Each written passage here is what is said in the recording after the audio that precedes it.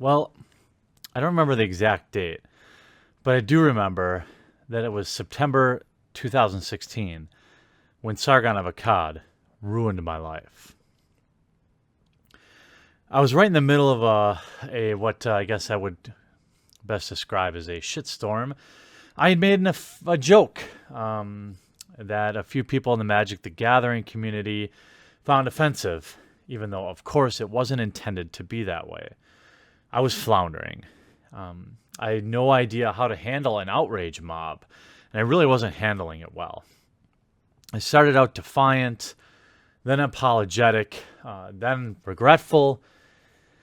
And when the dust finally did settle, I was just left confused. I had no idea that there was this cult of outrage out there, that humor had died, and really didn't understand why what was happening to me was happening to me. Also, around that same time, I was watching a lot of videos on YouTube that I found myself, I'm gravitating towards political type videos focused on critical thought, and I was getting more interested in not necessarily the politics, but more so the circus around it. It was the peak crazy time with the 2016 presidential election going on, and I wanted to be able to better understand my options. I really wanted to cast my vote in a smart way. I've actually only been able to vote 3 times, and never more than in 2016 did I want to make the right decision. Now, given my offensive tweet and the takeover of my favorite hobby at the time, Magic the Gathering, but what I now know are social justice warriors, I was consuming a lot of content, trying to understand what the heck was going on, trying to figure out which parts of people's complaints were reasonable, which parts of the absurdity was simply that absurd.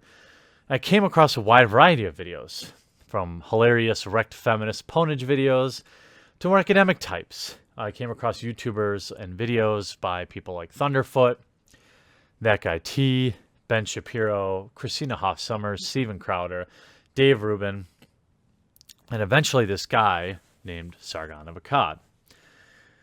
Now, I wouldn't call myself an anti-feminist, but at the time, it was likely the best way to describe the type of content I was consuming. I had been publicly shamed by a representative of the corporation that makes the game I love about a joke about pee.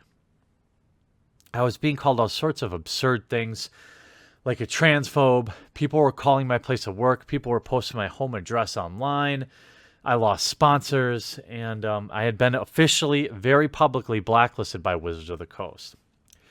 I didn't understand why all this was happening to me, and I was trying to understand the whole new culture. I certainly knew I wasn't a transphobe or a sexist or a bigot or any of the things that people were publicly calling me.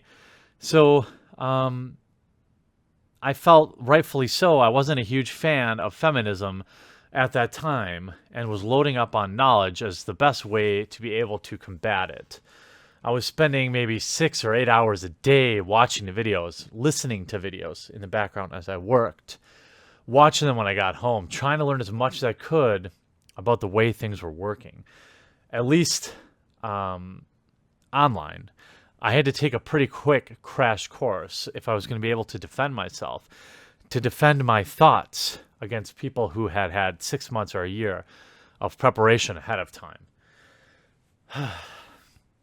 I'm almost certain the first video I found, or that I remember watching, was Lacey Green is problematic. Funny the way times change these days. But regardless, I remember my biggest takeaway of this from this video was like, damn, I really need to slow down and listen to things people are saying and challenge them point by point. I learned that sometimes people will say something make a single statement that has several things incorrect about it. If you pick 1 or 2 things apart, they still slide through that third fallacy. And if you're going to debate somebody's ideas, you need to be vigilant. Listen for the subtle stuff and address it at that moment. I needed to learn, and after watching this video, I feel like I accepted that. I needed to learn that you can't just accept what people say as face value. And when people say something is a fact, it's probably not. A few days later, I was actually invited to a live stream with Sargon himself. I could hardly believe it. I was actually super nervous at the time. And, it's been over a year since then. I still really haven't had the courage to go back and listen to that podcast because I probably sounded so naive, so clueless. But he had reached out to discuss my public blacklisting from Wizards of the Coast in the Magic the Gathering community via live stream, and actually shared with me that he was a fan of Magic the Gathering too. This is awesome to hear. And I learned so many valuable things in that live stream, specifically about the way social justice can often be about control, not change, or the way some of these people's minds actually work, the minds of the people that had admonished me or publicly exiled me. I learned how to respond to people demanding an apology, more specifically, to not give them one, because in general, they won't forgive you anyway.